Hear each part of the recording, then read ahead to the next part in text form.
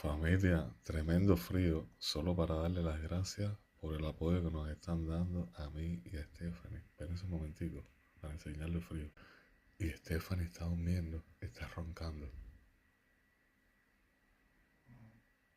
¿Oyeron?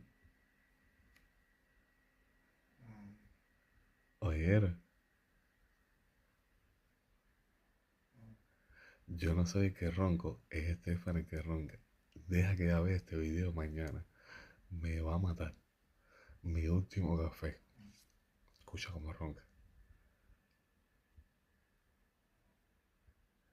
Espérense. Ahora está bajitico. Vamos a lo del frío. Ahora subió, es decir, bajó a -6 grados. Espérense un momentico. -6 grados, familia. Y fuertemente nublado. Dice ahí. Stark bewölkt.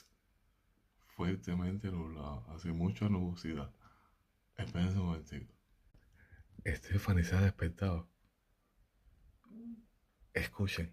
Ya ustedes lo oyeron roncar, ¿no? Y tenemos -6 grados.